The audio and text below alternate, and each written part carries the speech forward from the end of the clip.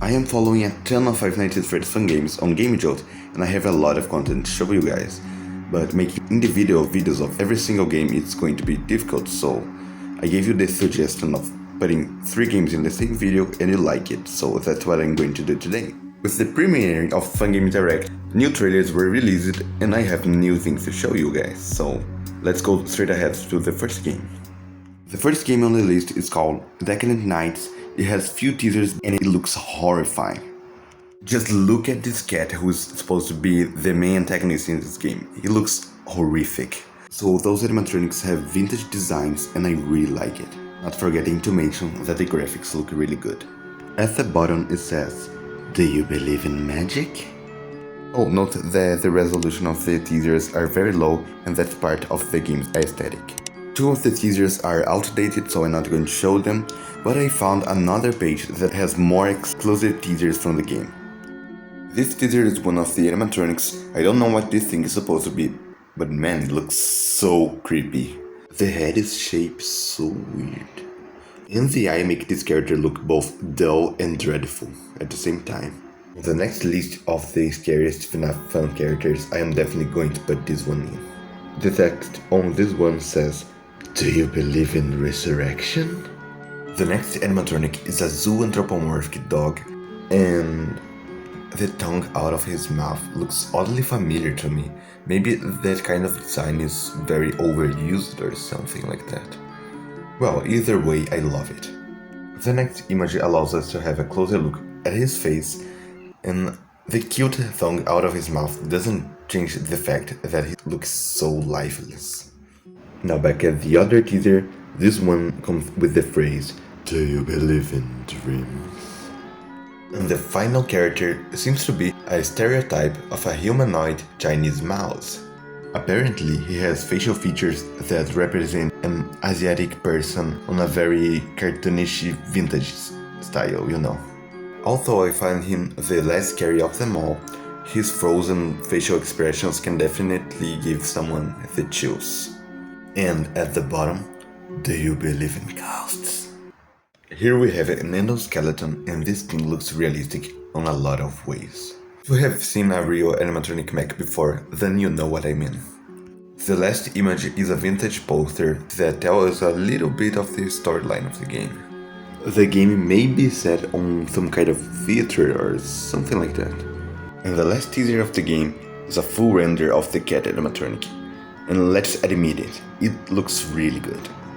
All the details, his body is all worn out. It looks good. Now, get along with the teaser trailer. Ladies and gentlemen, I would like to welcome you to the real world. A world of magic, of gods, and of monsters. Here, all familiar illusion will be swept away. Here, all things become one. Terror and wonder. Heaven and hell. Fear and desire. I give you the filter magique where all things are possible.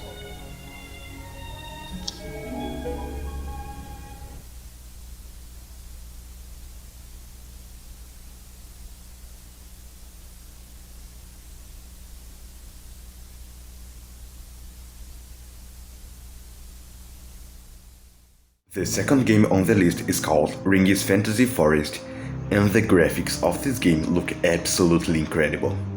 One of the first teasers we have is the main antagonist of the game. We cannot see that much of him, but he seems to be a rat cooker, and we can tell that in-game he's going to look very frightening. I don't even need to explain, right? The next teaser is a real photography of a colorful floating object.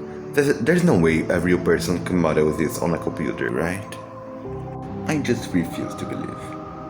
Then we have another photography of the object. Here we have the rat's ugly face.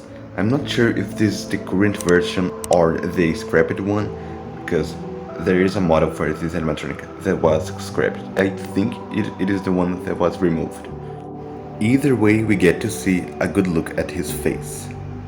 The next image is what I think it is a stylized version of the cupcake, and he looks pretty ugly. Pretty ugly. Pretty ugly. Weird. Now that is a great model. This costume not only is very realistic, but it feels real, which is really nice to look. I mean, that is what I like to see on FNaF fan games. Elements that are not just realistic, but they are accurate to the reality. This is the last current teaser for the game. There are more, but they are outdated and I am not going to show them. It was made just to show the collaboration with the Codename Fan Games event, but I am also going to use the opportunity to take a better look at the animatronic. There's still not too much to see, but man, his hands and feet look so massive. If this thing grab you, you're dead for sure. I said this was going to be the last teaser, but actually there's more. Here's a very short work in progress GIF or GIF of the gameplay, and just look at this massive animatronic in front of us. This will be a very terrifying experience. Tell me in the comments if you would like to see this giant robot in front of you. And there's the office. There are no textures, but it is still pretty cool to see. I'm going to put it on slow motion so you can have a better look.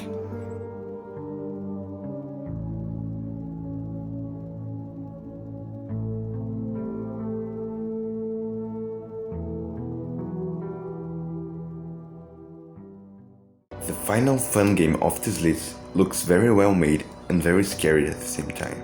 It's called Forgotten at Fredbear, and it gotta be the most famous of this list. And speaking of scary, take a look at these two animatronics from the animated banner. They are complete nightmare fuel. Yeah, my beloved ones, we are going to have to face them in the game. Prepare yourselves. But seriously, really good designs. Before I continue to show you the teasers, I think we should take a read at the game synopsis. The infamous diner is still open after the incident. Henry, Emily, and William Afton are still hard at work and trying their best to fund the restaurant. You play as John Hudson, a new unemployed father with a family to feed. You recently heard about a possible job opening at Fredbear's Family Diner, and you need to get in quick before the position gets filled. You have no idea what you've just gotten yourself into. Yep, pretty basic synopsis.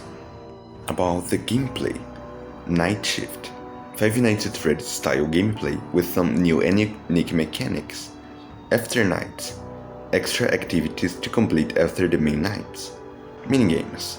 A new twist on the original 8-bit minigames. Home.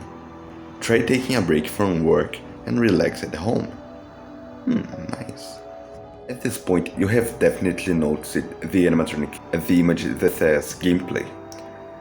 According to the files, this character is Mango, and I really love her design. Just developers, keep on that way, this character is looking really good. So right back with the teaser, we have Spring Bunny lurking behind a door looking at us, and that looks absolutely terrifying. Come say hi to me. At the door there is a little poem, and it says, beware the rain, beware the snow, beware the man you think you know. Taking a guess, I would say that is about Afton. I can see a Fredbear plushie, some cardboard boxes, and a child's drawing. On the next teaser we have a very cool look at the stage, with Fredbear on it and Springy Bunny walking on the ground. You can live in the safety of your father forever. Man, this teaser is so cool looking. Humanoid characters whose identity I have no idea. Now here we have an image of Fredbear's belly. Do you remember those Five Nights at Freddy's 4 teasers, where there were the images of the animatronics and a text asking, was it me? So, same thing here, but instead of asking, Fredbear just straight ahead admitted that it was him the responsible of the incident. That is so cool. Apparently there are no Easter eggs in this image. Now watch the teaser trailer. I am pretty sure you're going to like it.